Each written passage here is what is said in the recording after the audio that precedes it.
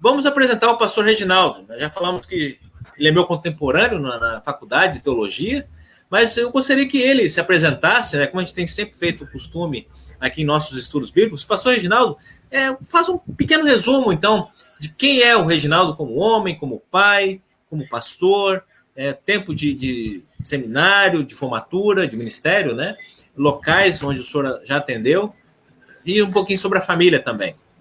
Boa noite, mais uma vez.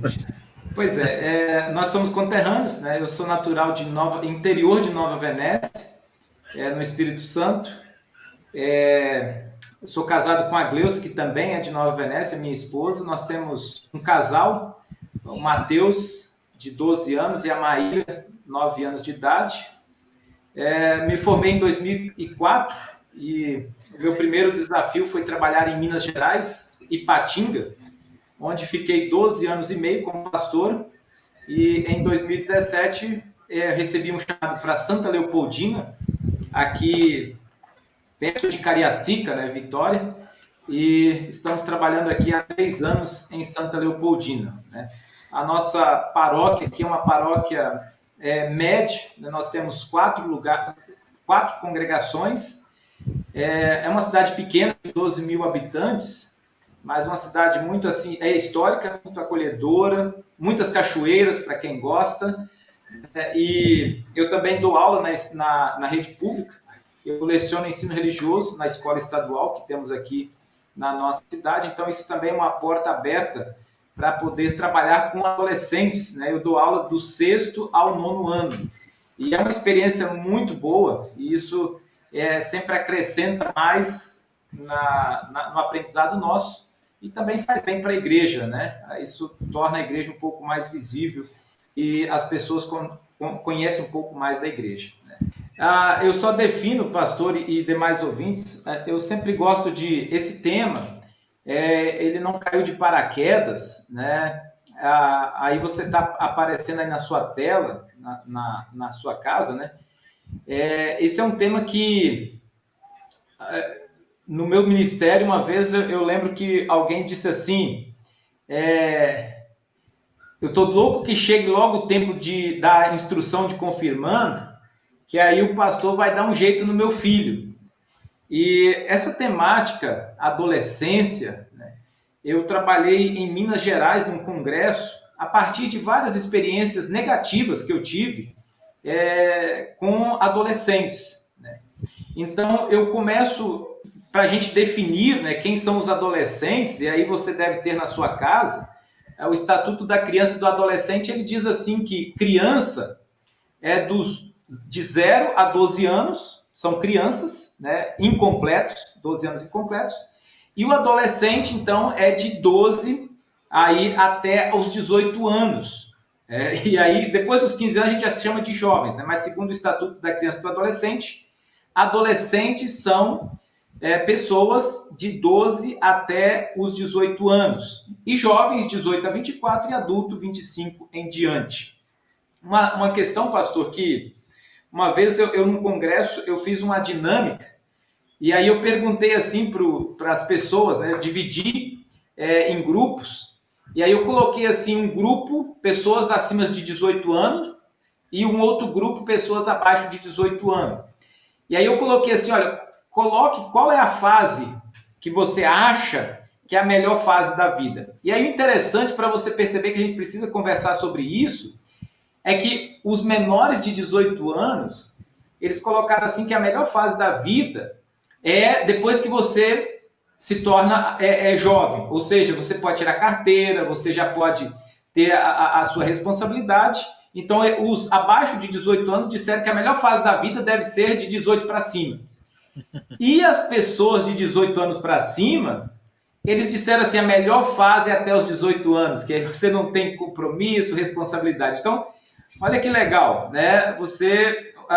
Pontos de vistas diferentes, né? Então, a fase da adolescência, ela é importantíssima na nossa vida, né? E aí, eu coloco então assim... Não é uma fase que o pastor não vai consertar o seu filho, então não adianta a gente ter essa ilusão de achar que o adolescente ele vai chegar na instrução de confirmando e aí ele vai deixar de ser aquela pessoa talvez que traz problemas ou causa problemas dentro de casa, né? Então isso é uma ilusão achar que o pastor vai consertar, né, o seu filho, né? Aborrecentes, qual a sua opinião? Pois é, nós estávamos conversando antes, muito, né, pastor? isso, né? Eu sempre falo assim, aonde eu falo sobre esse tema, eu digo assim, pessoal, essa palavra ela não existe no vocabulário. Então, se popular, ela não existe, isso, só no popular. Mas então vamos riscar ela, não vamos deixar essa palavra entrar no nosso dicionário, porque ela sempre é negativa, né? Aí eu sempre coloco assim, olha, aí o pastor pode passar o próximo, pastor, slide, eu coloco ali, olha, as palavras que definem os aborrecentes, como são chamados, está vendo ali? E os pais talvez vão se identificar. Teimosia, e aí por isso que chama de aborrecentes, ou desobediência, desrespeito, dissimulação, liberdade, né? Querem ter uma liberdade que a gente sabe que essa liberdade não vai fazer bem para eles, questionamentos e alienação. Essas são as palavras que estão na cabeça quando nós falamos assim, usamos essa palavra aborrecentes, né? E nós somos muito práticos. Eu coloco aí como lidar com isso, né? Então eu quero compartilhar, e o pastor Heber, tem um texto aí que eu quero ler para vocês, me permitam fazer a leitura desse texto, e quem está em casa preste atenção nesse texto. E diz assim, o pai diz, vocês falaram mal de mim, e ainda perguntam, o que foi que falamos contra ti? Vocês dizem, não vale a pena te obedecer. Não adianta nada a gente fazer o que o Senhor manda ou se mostrar que estamos arrependidos. É fácil notar que os desobedientes, os que fazem o que quer, são felizes. E a gente vê que tudo dá certo para eles, para os maus. Quando desobedecem seus pais, eles não são castigados. E aí, então, se você perguntar assim, que diálogo é esse? Entre quem? Fora de um contexto, nós iríamos dizer, talvez esse é um diálogo entre um pai e um filho adolescente. Mas aí eu quero dizer para vocês, olha aí, pastor, por gentileza, passa o próximo, e aí em casa você pode conferir esse texto bíblico. Malaquias 3, 13 a 18, olha o que está dizendo. O Senhor diz, vocês falaram mal de mim, e ainda perguntam, o que foi que falamos contra ti? Ali eu coloco de embaixo, né? Destacado, isso é uma dissimulação, tá? Vocês dizem, não vale a pena servir a Deus. Não adianta nada a gente fazer o que o Senhor Todo-Poderoso manda ou vestir roupas de luto para mostrar que estamos arrependidos. Ali você vê desobediência, desrespeito. É fácil notar que os orgulhosos são felizes e a gente vê que tudo dá certo para os maus. Quando põe o Senhor a provas, eles não são castigados. Ali aparece comparação. E aí então diz o texto, continuando no versículo 16, então os que temiam ao Senhor falaram uns com os outros. E ele escutou com atenção o que estavam dizendo. E na presença dele foram escritos num livro o nome dos que respeitavam a Deus e o adoravam. O Senhor Todo-Poderoso diz, eles serão meu povo. Quando chegar o dia que estou preparando, eles serão o meu próprio povo. Eu terei compaixão deles como um pai tem compaixão do filho que lhe obedece. E mais uma vez, o meu povo verá a diferença entre o que acontece com as pessoas boas e com as más, entre as que me servem e as que não me obedecem. Só fazendo um comentário desse texto que eu coloco aí na tela, também para você ficar mais nítido, né, pastor? O questionamento do povo era, por que os perversos, os que não temiam a Deus, eram felizes? E a pergunta do povo é, não há diferença, ou seja, entre servir a Deus e não servir? E o pensamento dominante deles era, Deus tinha que fazer sofrer os perversos e abençoar e fazer felizes os que temiam a Ele. E aí então, aqueles que estão nos assistindo, pastor, poderiam pensar assim, para quem que é esse estudo de hoje? Né? No próximo slide aí eu pergunto, né? Para quem você achou que serviria esse estudo de hoje? Na verdade, estimados telespectadores, né? Diante de Deus, muitas das vezes, nós somos como adolescentes, tá? E aí, então, você percebe que o estudo que nós estamos fazendo hoje, é óbvio que ele é voltado para o pai e filho, mas também eu quero fazer uma aplicação no final na nossa relação com Deus. Diante de Deus, muitas das vezes, nós somos como um adolescente. Às vezes, comparamos, às vezes, dissimulamos, às vezes, desobedecemos, às vezes, desrespeitamos, às vezes, nos alienamos a outras coisas, tá? E eu não falo de forma negativa, tá? Nós temos as fases na nossa vida. Esse aí pode passar, pastor? E aí, então, nós vamos para o próximo, né? A resolução, né? Isso. Questão da prática aí, né? E aí, como tá até a pergunta aí, né? Como agir, o que fazer, então, quando acontece essas crises de adolescência em qualquer idade, né? Isso, então, somos práticos, né? Então, eu coloco de forma bem simples, é o tema do estudo, pastor. Cuidado e limite. Cuidado e limite, tá? E aí nós vamos falar, então, um pouquinho sobre isso, porque os pais, eles querem fazer, pastor, já teve pessoas que chegou para mim assim e falou, pastor, eu não sei mais o que fazer com o meu filho, né? E a desobediência, a alienação, esse é o período que eu sempre falo assim, cacuetes é muito comum nessa fase, alienação, imitação, tá? Eles imitam os pais, mas também imitam tudo que vem na frente, né? Principalmente hoje nas redes sociais, na televisão e assim por diante. O adolescente, pastor, só um comentário, né? O adolescente, de modo geral, o adulto também, né? Nós estamos falando aqui adolescência de modo geral, mas eu falo adolescência na idade mesmo. Ele precisa se afirmar, né? Se autoafirmar. Por isso, então, tem as tribos, né? Onde a pessoa ela vai por afinidade, tentando se encaixar, ver onde que é melhor. A tribo dos roqueiros, a tribo dos funkeiros, a tribo dos skatistas, a tribo dos, sei lá, né? Que vão em shopping e assim vai, né? Surfistas. É o período de conhecer o mundo, né, pastor? Conhecer, né? Isso. Então, na verdade, eu sempre falo assim, os estudiosos dizem que é um segundo parto, né? O parto normal, a vinda da criança ao mundo, ele sai da zona de conforto dele e entra nesse mundo. Isso e aí vem os conflitos também, né? Isso, para a criança. E a adolescência é o parto para o mundo. É o período em que ele está nascendo para o mundo, como o senhor colocou. Ele agora ele vai escolher aonde ele vai se identificar, né? E se encaixar. Então, é um nascimento para o mundo. E por isso que eu disse lá no início, não trate essa fase como uma fase ruim ou chamar de aborrecência, né? Então, eu coloco aqui, para a gente começar a conversar. Volta só um minuto, pastor. Volta o slide anterior, por gentileza. Isso. Tá. Eu coloco assim que nós nascemos debaixo de cuidados. Por exemplo, quem é pai, quem é mãe, sabe que até os 4 anos, o seu filho é totalmente dependente de você. Você cuida dele 100%. Né? É comida, é banho, né? E você limpa os dentes, cuida dos dentes, alimentação, tudo. Né? Até aos 4 anos é tudo. E nós recebemos esses cuidados, né, esses limites dos pais, num primeiro momento. Aí o próximo slide, que esse é o X da questão. E aí é onde nasce o parto. Pode passar por gentileza, pastor? Veja, pessoal, agora aqui, prestem bastante atenção nisso.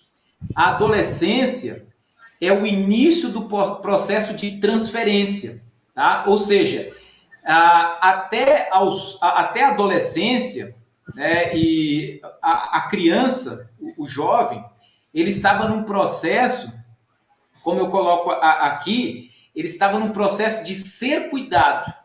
E a adolescência é essa transição de ser cuidado para ser um cuidador.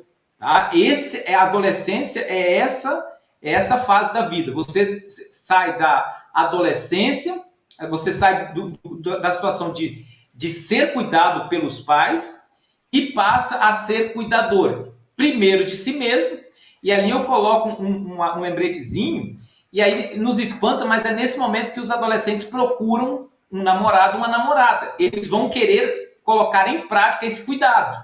E de quem e cuidar do outro, né? Do outro. Cuidar da namorada, cuidar do namorado. Isso. Esse é o segundo cuidado. Primeiro ele vai aprender a cuidar de si mesmo, porque, por exemplo, ele vai saber se alimentar, ele vai fazer as suas necessidades por conta própria, e aí ele já se percebe apto a cuidar de alguém. E aí, a primeira pessoa que ele vai tentar, ou ela vai tentar cuidar, é do seu namorado. Isso dá um arrepio nos pais, né, pastor? Principalmente quem tem filhas, né? E aí que mora o X da questão. Mas, na verdade, é um processo que nós temos que entender. Ele deixa de ser cuidado e agora ele vai começar a ser um cuidador. Tá?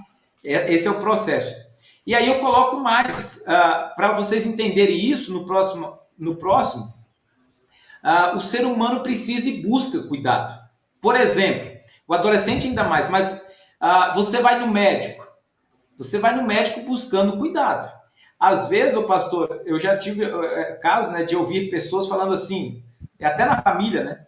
A pessoa está mal, aí chega no médico, o médico não passou nenhum remédio, o médico não fez nenhum exame, e aí o médico pergunta, está melhor? A pessoa fala assim, tô.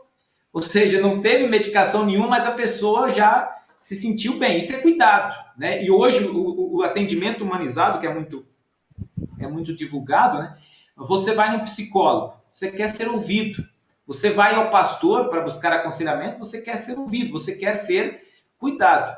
Quando você fica doente, né? Você quer ser cuidado. Os homens, principalmente, né? A gente...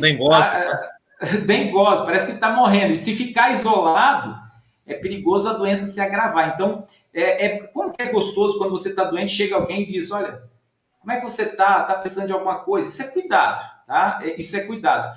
E aí eu coloco, então, aqui para você... Isso, para você entender como é que é esse cuidado, eu coloco aqui no próximo slide que eu preparei. Veja só, a esposa quer ser cuidada, o esposo quer ser cuidado, os filhos querem ser cuidados, tá? E os jovens querem ser cuidados, tá? Só que aí agora, veja o X da questão. Pode passar, pastor, por gentileza? Como e quando essas pessoas pedem cuidado? Agora, veja só, prestem bastante atenção aqui. Por exemplo, eu vou começar pela esposa. Quando a esposa chega em casa, depois que ela teve uma desavença no trabalho, qualquer situação, ela ficou chateada com alguma coisa no trabalho e ela quer carinho, ela quer atenção, ela quer ser cuidada. Só que a esposa, ela não vai chegar em casa, às vezes sim, mas a maioria das vezes, ela chega em casa e começa a lavar, a mexer na pia lá e bate uma panela e briga daqui, briga dali, e aí o esposo não entende esse pedido de carinho, de cuidado, ele vai querer questionar, ele vai querer resolver o problema dela. O esposo também, né? Quando nós queremos cuidado, eu como esposo, né, nós como marido, nós chegamos no sofá depois de uma desavença, e aí você senta no sofá, você fica ali olhando bem para o infinito, não quer conversa, não quer barulho. É naquele momento que você está pedindo cuidado, porque você foi ferido, atacado no serviço. Os filhos, agora para você entender, o adolescente, quando é que ele pede cuidado? Quando ele chega em casa, alguém fez alguma coisa com ele, discriminou, fez algum bullying com ele na escola, ele chega em casa ferido, né, machucado, e aí ele chega em casa e já bate o portão, e aí o pai já ouve aquilo e já fica meio nervoso, ele entra para o quarto e bate a porta do quarto e se tranca. É nesse momento que esse adolescente ele está precisando e está pedindo cuidado. E nós, como pais, como é que nós reagimos diante de uma situação dessa? A vontade é de ir lá no quarto, pegar ele pelo pescoço e botar ele para fora e dar uma chacoalhada. Eu já tive caso, pastor, de falar com a mãe assim, olha, mãe, quando a sua filha fizer isso, vai lá no quarto, né, bate na porta e dê um abraço na sua filha e pergunta para ela, filha, o que está acontecendo? Eu posso te ajudar? E isso foi feito na prática, pastor e ouvintes.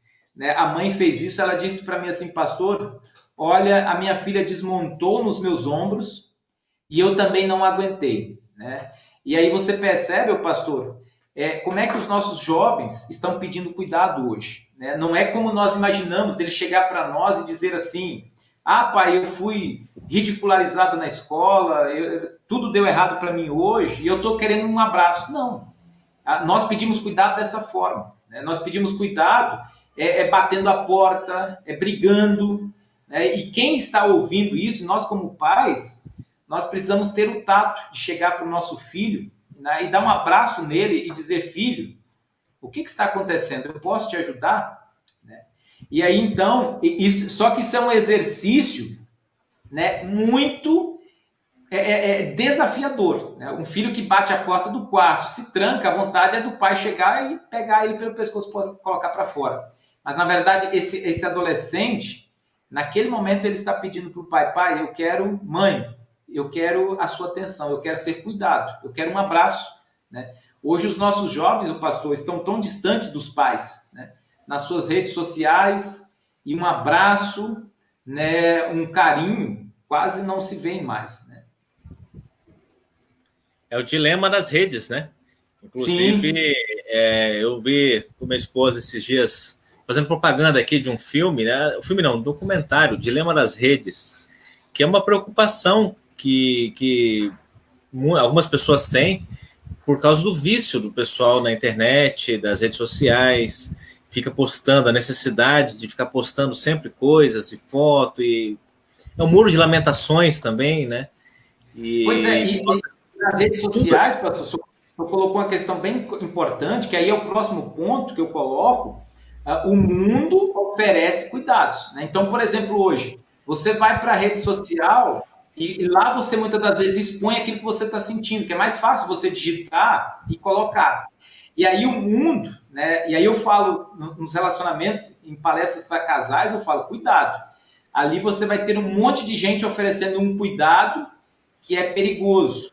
Para os nossos filhos também, né? Quantas coisas hoje acontecem com os adolescentes por causa das redes sociais. Ali alguém oferecendo cuidado para eles, né? O tráfico de droga, né? O mundo das drogas, da promiscuidade, é um cuidado.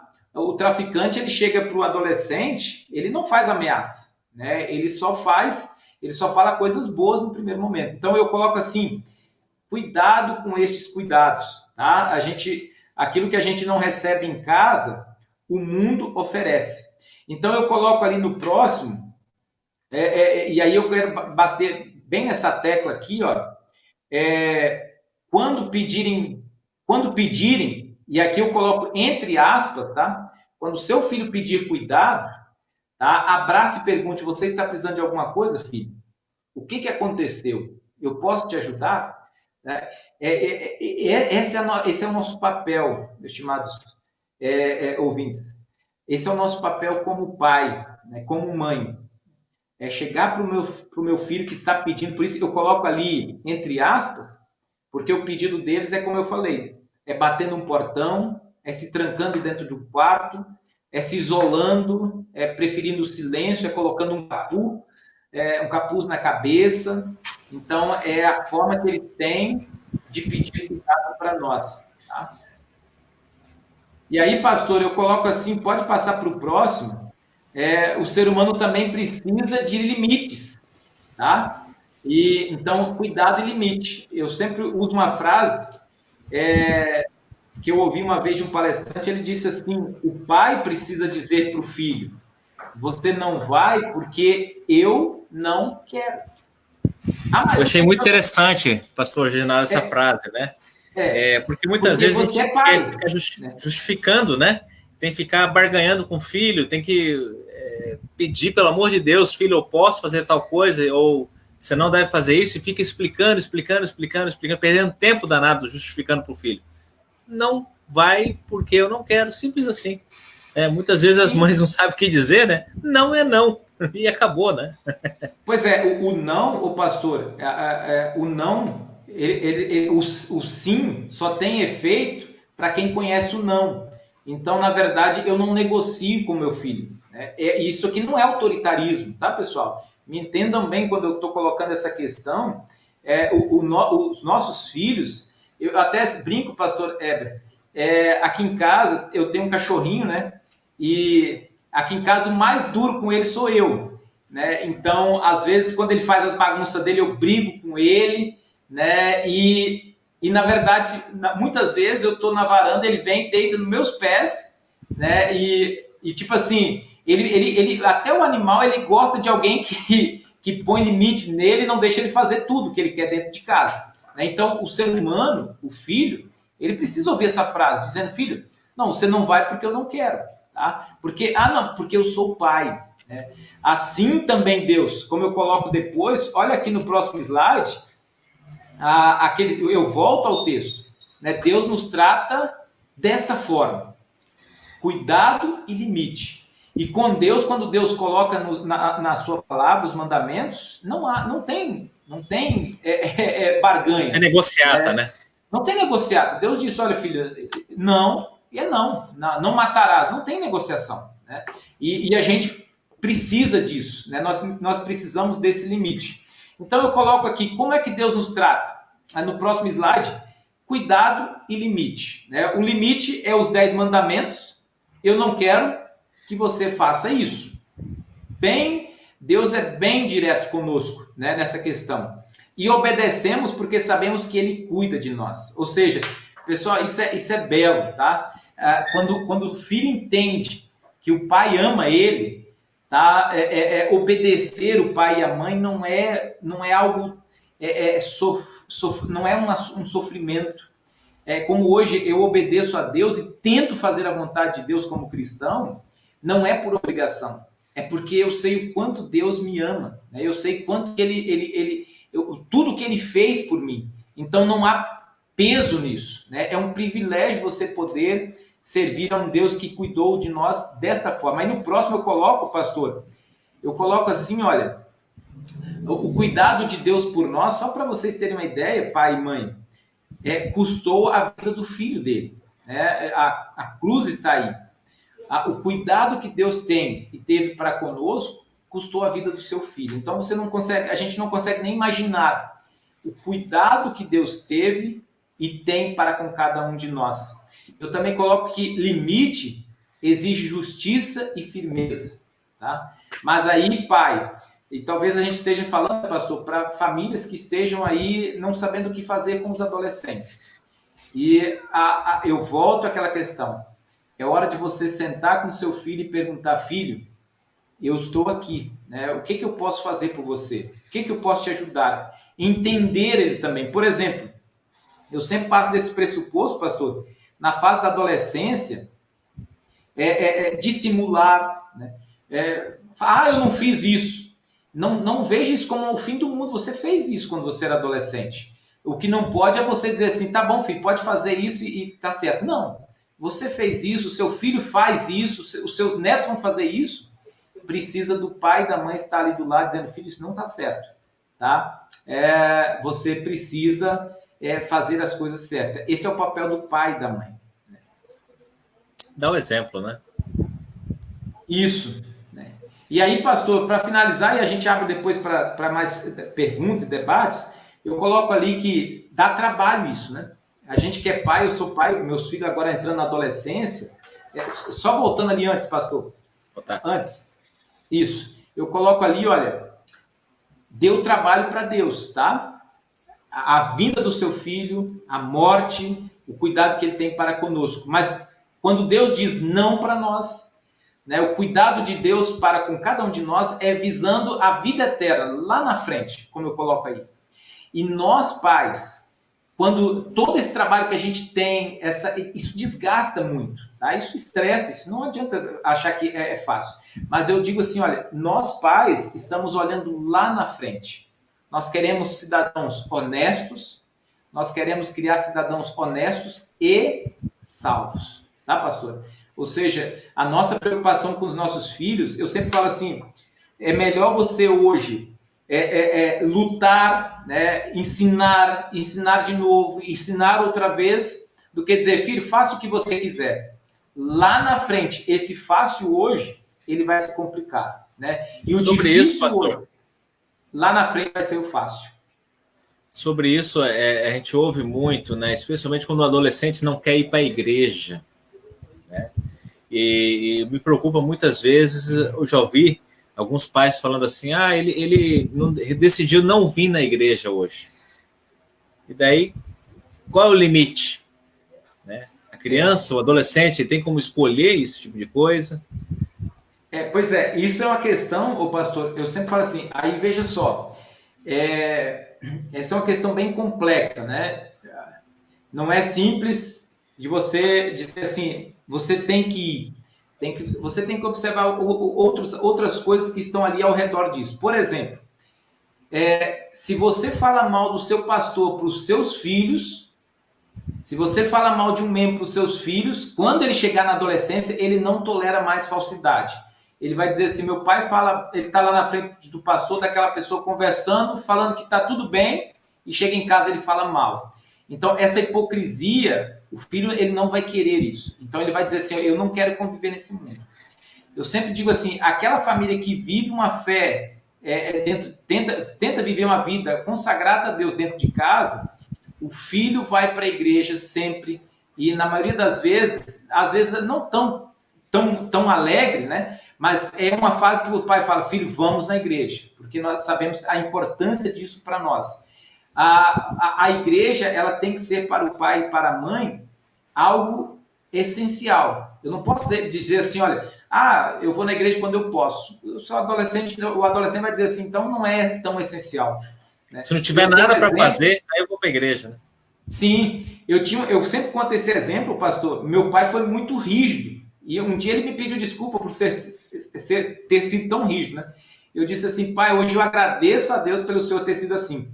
Na minha adolescência, não havia a possibilidade de você questionar ou perguntar ou dar assim, hoje eu não vou. Não havia essa possibilidade. Eu nunca disse para meu pai assim, pai, hoje eu não quero ir. Né? Então, isso é um limite. E hoje, eu agradeço a Deus por ele ter me criado assim. Né, de não ter nem chance de falar assim, hoje eu nem tenho opção de perguntar, hoje eu não quero ir. E vai. E a vida cristã que ele vivia dentro de casa é a vida cristã que ele demonstra, né, até hoje na igreja. A vida que meu pai vive dentro de casa é a vida que ele leva dentro da igreja. O respeito lá na igreja para com todos dentro de casa. Então você percebe que é uma questão assim... Coerência.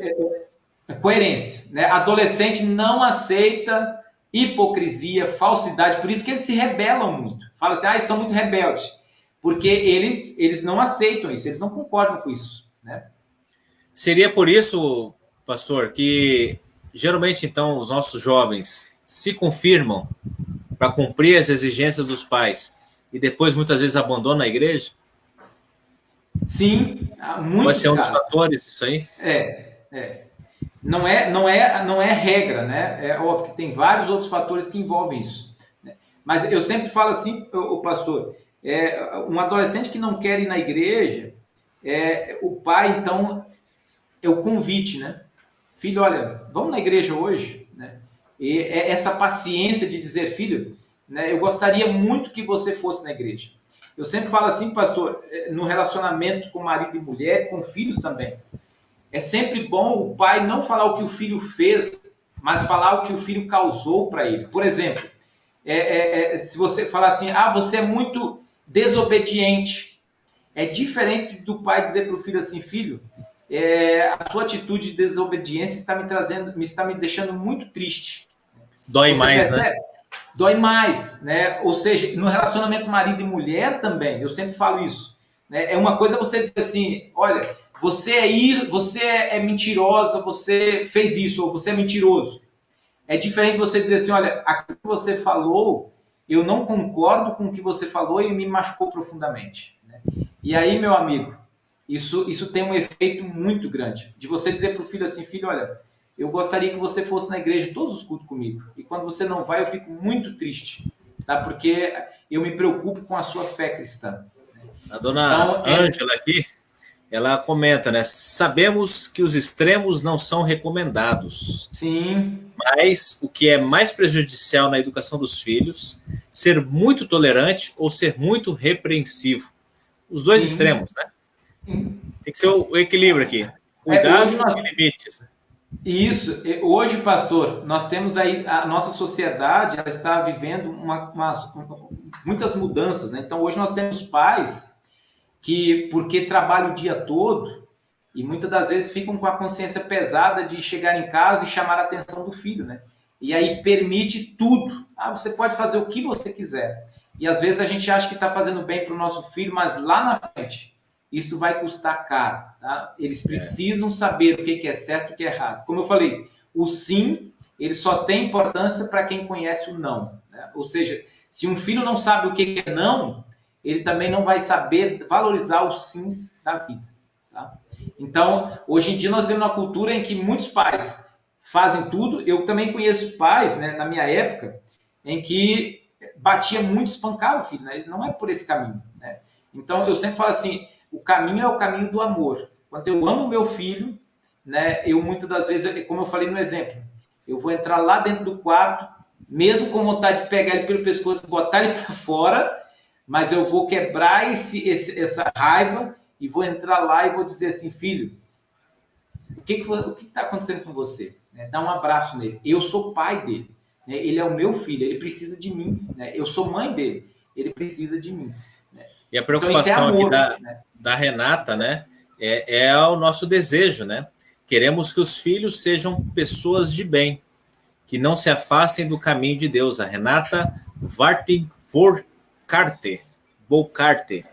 A Renata é aqui da nossa congregação.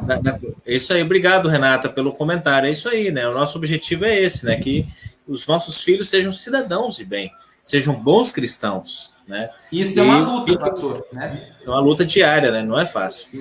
Obrigado, Renata. Não tem fórmula, não tem manual. É ali no dia a dia, né?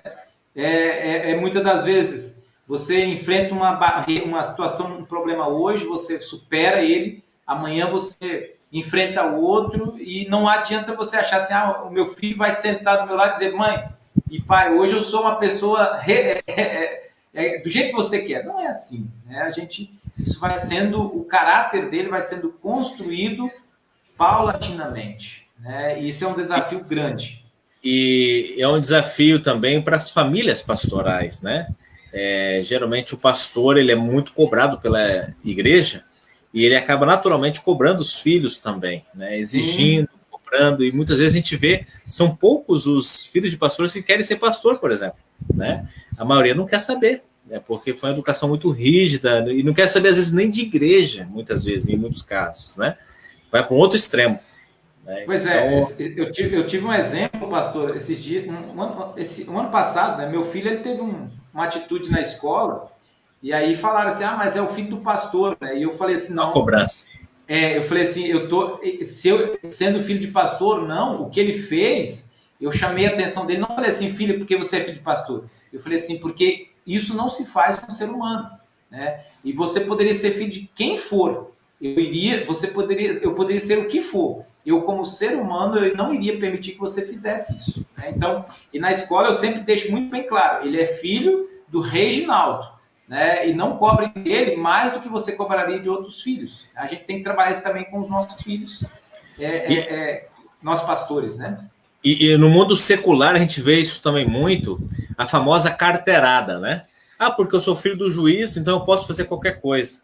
Né? Eu posso dirigir bêbado, embriagado, meu pai vai me tirar mesmo, né? Porque eu sou filho do médico, eu tenho que ter prioridade. Porque sou isso, sou filho de não sei quem, né? Então, isso acontece muito também. O outro lado ruim da coisa, né? O filho, o adolescente, utilizar, às vezes, do ofício do pai ou da mãe, né? Para benefício próprio. E também está errado. A cobrança e também o benefício próprio também, né? Os dois extremos aí, né? Isso é atitude, pastor. Por exemplo, eu sempre falo assim que o filho... E aí, às vezes, eu trato de situações assim, vejo situações em que o filho não gosta do pai, né? E eu sempre falo assim, para o filho, o pai é infalível, tá? E não é ser perfeito, mas o pai, ele tem a mãe também... Super-herói, né? Super-herói. Então, por exemplo, quando um pai faz diante de um filho uma situação que é discriminada, ou seja, discriminada não, reprovada pela sociedade... essa autoridade dele sobre o filho, isso cai muito. Então, eu sempre digo assim, o pai e a mãe, eles têm uma autoridade muito grande sobre o filho. Por exemplo, eu sempre falo isso, pastor, a gente poderia conversar muito, né? Mas as mães que estão nos ouvindo, né? A sua palavra tem um poder enorme sobre o seu filho. Eu lembro uma vez no curso de pedagogia, uma professora contou que a criança falou assim, professor, eu sou burro. E aí a professora falou assim, mas de onde você tirou isso? Minha mãe me falou que eu sou burro. Então você percebe? Nem por brincadeira eu falo, com a minha esposa a gente brinca, eu sempre brinco com ela e falo assim, olha, a sua palavra sobre os nossos filhos é mais pesada do que a minha, você como mãe. Então, nem por brincadeira, tá? A palavra da mãe, do pai sobre o filho é muito pesada. Então, palavras discriminatórias, né? Isso é muito forte. Lá fora você ouve de qualquer um, mas se você ouvir do seu pai e da sua mãe, aquilo tem um peso totalmente diferente. Então, são questões pequenas, né, no dia a dia que traz efeitos negativos depois na vida dos nossos filhos, né, pastor? Acho que eu falei muito, eu falo muito rápido, não, né? Desculpa. Não, é isso aí. Se alguém tiver alguma pergunta ou comentário, vão colocando aí. É isto. Isso. Mais alguma coisa ali do slide? Não, eu só coloco ali no último, pode passar o próximo, né? Eu sempre falo, essa questão que eu sempre coloco, né? Retenha o que você julgou importante, pratique o que você julga necessário, e você pode descartar aquilo que eu falei, que é desnecessário e é irrelevante. E aí eu cito a base desse estudo que eu sempre compartilho, né? E eu tenho muita... eu vejo assim... Pais necessitam, né? Às vezes pais chegam em crise, né? Dizendo, eu não sei o que fazer. E aí a gente tenta, como pastor, né, pastor? A gente tenta orientar. Então, eu tirei algumas coisas ali nas obras de Martinho Lutero. Ele fala sobre essa questão da educação, né? Lutero diz assim que é obrigação do pai e da mãe. A educação do filho é nossa. Não adianta você falar assim, vou levar para a escola. A escola não tem obrigação de educar, ela ensina os nossos filhos. Então, essa responsabilidade... Eu estou pagando, né? Essa responsabilidade é nossa. Não terceiriza a educação dos seus filhos. É sua, tá? É sua. Então, Lutero ele é muito categórico disso, né?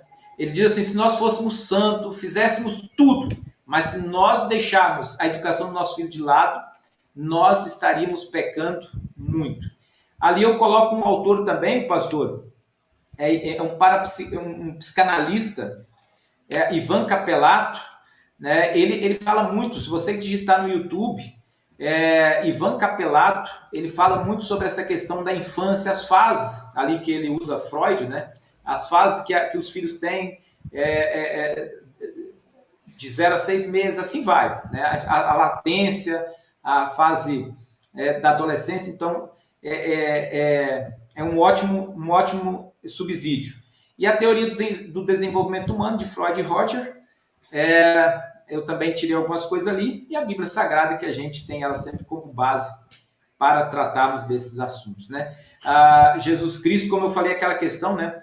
Olha como Jesus Cristo trata esses assuntos, questão de pecado, desobediência. Tá? Jesus Cristo, ele sempre dizia assim, nos textos bíblicos, você vai perceber o que causou nele, não o que a pessoa fez. Tá? Então, essa é uma forma de você tratar os seus filhos. Tá? Fala para seu filho assim, o que a atitude dele está causando em você, não o que ele é. Tá? É diferente você dizer assim, filho, você é muito mentiroso. É diferente você dizer assim, filho, as suas inverdades estão me deixando muito triste e preocupado. E aqui um comentário também, né? O pai comenta que não somos perfeitos na educação de nossos filhos, mas que o bom Deus perdoa nossas falhas e nos ajuda para acertarmos mais, que o Deus do amor abençoe todas as famílias, né? Isso, né? Eu sei assim, pastor, esse é um tema que... E aí, parabenizo, né? O senhor abriu esse espaço para a gente conversar, e isso precisa ser conversado na igreja, na escola, né? Então, nós precisamos conversar. Não existe, como pastor, existe uma autora, eu até tenho o texto dela, Françoise Doutor, diz assim, se fôssemos nos especializar para nos tornarmos expert em sermos pais, isso duraria em média 50 anos. Você já pensou? Ou seja, quando você chega na idade igual ao seu pai, né, hoje ele faz uma análise, né, quantas coisas que ele pecou na educação dos filhos. Assim como hoje eu olho para trás dos meus filhos que têm 12 anos, eu já percebo assim, quantas coisas que eu errei com meu filho quando ele tinha 2 anos, 3 anos, 4 anos. Né? Mas aí a época já passou, você já percebe? Então hoje, como ele colocou, né, graças a Deus, né, que a gente tem a oportunidade do amor de Deus, né, que nos ajuda. A Bíblia, a gente quer um manual para nos ensinar, a Bíblia é um manual para nos ensinar, orientar. Né? A igreja, ela tem que nos apoiar nesse sentido também. É nosso papel como igreja orientar os nossos membros a como educar os filhos. E algumas coisas nós falamos aqui, né, pastor?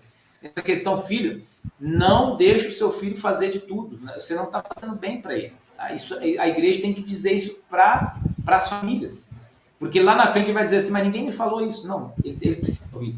Né? O seu filho precisa de alguém dizer assim, filho, você não pode fazer isso. Né? Aquelas pirraças que acontecem, né? Eu tenho que dizer para os meus congregados, olha, isso aí você não pode deixar seu filho fazer. Né? Você é pai, você é mãe, você precisa corrigir, você precisa dizer, filho, você não pode fazer isso. Né? Isso não está certo. A gente tem que sempre buscar o equilíbrio, como eu falei, né? Na década de 40, 50, 60, 70, até o início da década de 80, nós tínhamos uma educação muito rígida, né? Os pais ali era na lei da varinha, né? O couro comia solto. E então aí depois de um tempo, começou ali na década de 70, a questão da revolução ali dos jovens, os hippies ali, né? E aí a educação meio que virou para o outro extremo, né? Liberar geral, né? E hoje nós estamos vivendo muitas vezes essa falta de equilíbrio aí, né? Então, às vezes os pais não querem ter aquela educação repressora e vão para o outro extremo, né? Acaba não colocando limite, não colocando o não, como o senhor enfatizou nessa noite, né? O não, é preciso dizer o não, porque se não disser o não, quem que vai dizer? Qual é o limite? Né? E o mundo diz, né, pastor, depois? E de uma maneira terrível, né? Pela dor, né? Muitas vezes. Dura, né? E fatal, né? Então, o cuidado também implica em dizer o não, mas o não em amor, com carinho, né? Com atenção. Né? E eu acho que isso aí ficou bem marcante no nosso estudo hoje, né? A gente tentar, não é fácil, né? A gente vai errar, a gente vai pisar na bola, a gente tenta fazer no melhor possível, né? Aproveitar que o pai está aqui. Aí, pastor, só abrindo um parênteses que você mencionou aí, foi bastante interessante. Um dia eu falei assim, olha, antigamente a gente diz assim, antigamente era na base da pancada da vara, né, como o senhor colocou. Aí as pessoas falam assim, hoje é na base do diálogo, mas em alguns momentos a gente está vendo que não está tendo nem a rigidez da pancadaria, que eu sou contrário, e também não está tendo diálogo, né? Ou seja, o diálogo está aqui, ó. Pois é, então nós temos que pensar, isso é uma teoria, né? Hoje é na base do diálogo. Peraí, então vamos fazer o diálogo, vamos sentar com os nossos filhos, vamos conversar com eles, né? Então a gente não pode dizer que é na base do diálogo, sendo que não está havendo esse diálogo. Né? E a questão do diálogo mesmo, olho no olho, né? Não conversar pelo WhatsApp, né? O olho no olho e o abraço. Acho que é muito importante abraçar os filhos, né? Eu sei que hoje a gente está na vida tão corrida, né? O toque físico é muito importante, né? Lembrar disso aí também, de vez em quando, né? Eu sei que adolescente não gosta muito de abraço e beijo, né? Tem a fase da vergonha, aquela coisa toda. Pega e puxa ele e dá um abraço, isso faz bem. É importante isso, equilibrar, né? Com firmeza. E quando estava falando, né? Como o pai estava aí, ele está aqui até perto, né? Ele vai ouvir, depois você vai me puxar a orelha, mas eu vou falar como era. Antes de apanhar, o pai sempre conversava, né? Ó, você está apanhando por causa disso, disso, disso. E depois o couro comia, né? E na hora que a gente apanha, a gente fica revoltado, né? A gente não entende muito bem. Como assim, né? Que frieza é essa, né? Conversa antes, depois vem a lapada, né? Hoje eu entendo, né? E eu agradeço a Deus por isso. Eu fui lá em casa que mais apanhei, né? E foi necessário. Foi extremamente necessário. Talvez precisar apanhar mais ainda, né? Mas, em todo caso, foi importante, foi necessário. Não sou revoltado, né? mas porque era um objetivo de quê? De cuidar e me colocar limite, né? E dói mais, pastor, no pai do que no filho. Hoje, como pai, Exato. E ele sempre falava isso, sempre fala isso, né? Dói mais em mim, né, do que em você, pode ter certeza. Vale a pena. E é bem interessante também a importância, um detalhe que a gente talvez poderia... estava passando e eu lembrei agora, a parceria do pai e da mãe. É importante Sim. que ambos tenham a mesma linguagem, porque não adianta um liberar e o outro proibir. Né? Os filhos ficam confusos, né? Então, falar a mesma linguagem, andar, caminhar junto também. E se tiver alguma desavença, conversar no particular, para na frente dos filhos serem congruentes no nosso ponto ali, né? Eu lembro que o Fred, o presidente do nosso conselho diretor, né, um dia ele falou assim, quando eu falo com meus filhos alguma coisa que a minha esposa discorda, eu falo com ela, ó, aí ele falou assim, aí depois lá dentro você pode me dar até uma coça, né? Mas na frente deles, a minha palavra é mantida, como a palavra dela também é mantida. Então, é isso que eu sempre aconselho, né? Na frente dos filhos, mesmo que você discorde, mas você vai falar para o marido lá dentro do quarto. Depois, olha, eu não concordei com o que você falou ou fez, né? Ou para a esposa ou para o esposo. Mas na frente deles, a postura, pastor, é a mesma. Hoje nós estamos criando assim, vai lá e fala com seu pai, vai e fala com a sua mãe. Não, peraí, eu sou o pai, eu sou a mãe, eu vou resolver aquilo ali na hora. Não tem esse negócio de vai lá e fala com seu pai e com sua mãe. Porque senão o filho vai ter... Deus faz as coisas perfeitas, né? O pai sempre é mais rígido. Isso não é regra, mas é o normal, né? E a mãe ser mais maleável. O filho precisa disso. Né? Isso faz bem para ele. Mas um não pode deixar um ser bonzinho e o outro ser o mal da história. Senão, exatamente. Vai criar atrito entre marido e mulher. Né? Por gentileza, eu gostaria, então, se você, irmão, irmã, se tiver mais algum comentário, pode perguntar, depois no final a gente coloca aí, tá bom? Mas se não, a gente já pede para o pastor fazer a sua oração e pedimos para que Deus abençoe, então, a todos os nossos familiares, especialmente os nossos adolescentes, e Deus abençoe e nos oriente também quando nós, adultos, temos também crise de adolescência, né? Sim.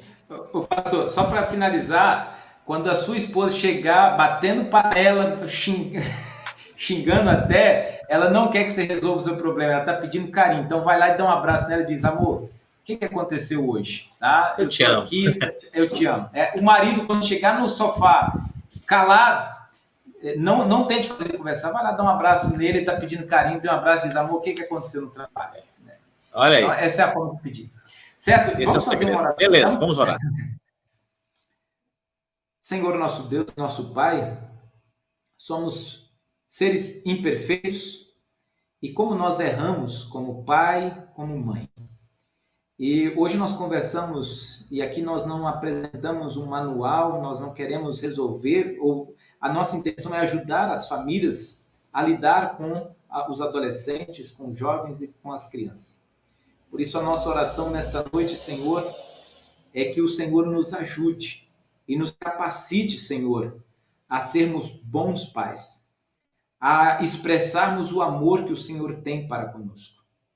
Nós te agradecemos por ter enviado o teu Filho Jesus Cristo a este mundo.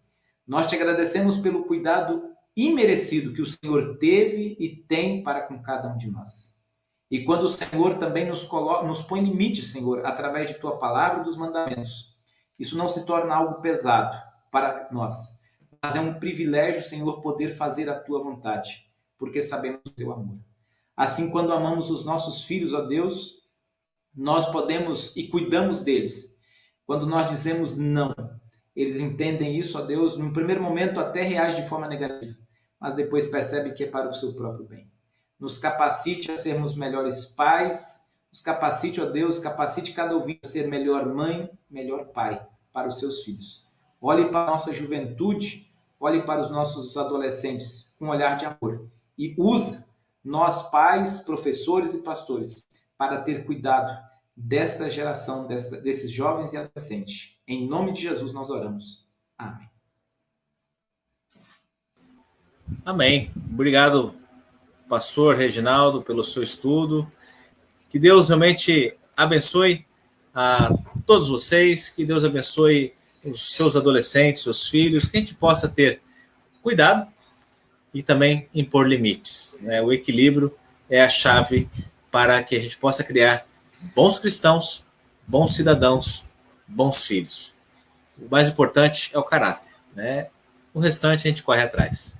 Fiquem com Deus e até a próxima, se Deus assim nos permitir.